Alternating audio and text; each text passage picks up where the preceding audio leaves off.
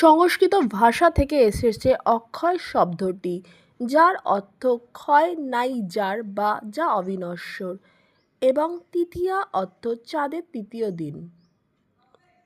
বৈশাখ মাসের শুক্লপক্ষের তৃতীয় দিন অক্ষয় তৃতীয়া হিসেবে পালিত হয়।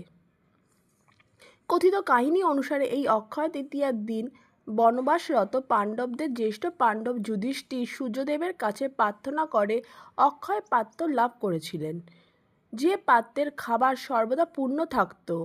অতিথি পরায়ণ পাণ্ডবরা সেই পাত্র হতে ঋষি দুর্বাসা সহ অসংখ্য ঋষিদের ক্ষুধা নিবারণ করেন। তাই মনে করা হয় অক্ষয় তৃতীয়ার দিন দান ধ্যান করলে সেই ফল অক্ষয় হয়। লোককথা অনুসারে এই অক্ষয় তৃতীয়ার দিন দেবী গঙ্গা মর্তে পদার্পণ করেন, তাই এই দিন গঙ্গা স্নান করা শুভ বলে মনে করা হয়। এছাড়া গঙ্গা পুজো করা হয়ে থাকে এই দিন। অক্ষয় তৃতীয়াকে ভগবান বিষ্ণুর ষষ্ঠ অবতার পরশুরামের জন্মতিথি হিসাবে মনে করা হয়, তাই বিভিন্ন ধর্মগ্রন্থে এই উৎসবকে পরশুরাম জয়ন্তী বলে উল্লেখ করা আছে। আরও একটি শ্রুতি আছে যে ঋষি ব্যাসদেব এই অক্ষয় তৃতীয়ার দিন ভগবান গণেশের কাছে মহাভারত পাঠ শুরু করেছিলেন এবং ভগবান গণেশ তা লিপিবদ্ধ করেছিলেন। এই দিনই কুবেরের তপস্যায় তুষ্ট হয়ে মহাদেব তাকে অতুল ঐশ্বর্য প্রদান করেন।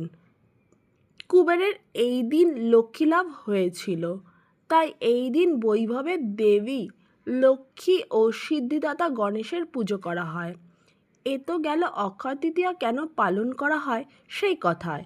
এবার আসুন 1433 সাল অর্থাৎ 2026-এর অক্ষয় তৃতীয়া তিথি কখন থেকে পড়েছে সেটা জানি।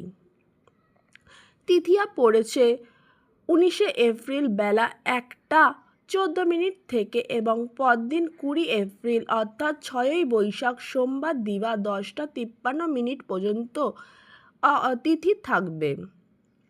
যেহেতু 6ই বৈশাখ সূর্যোদয়ের সময় তৃতীয়া তিথি বর্তমান, তাই পুরীধামে 20 এপ্রিল পালিত হবে অক্ষয় তৃতীয়া এবং সেই উপলক্ষে 21 দিন ব্যাপী জগন্নাথ দেবের চন্দন যাত্রা উৎসব পালিত হবে এবং নবদ্বীপে পালিত হবে শ্রীকৃষ্ণের চন্দন যাত্রা।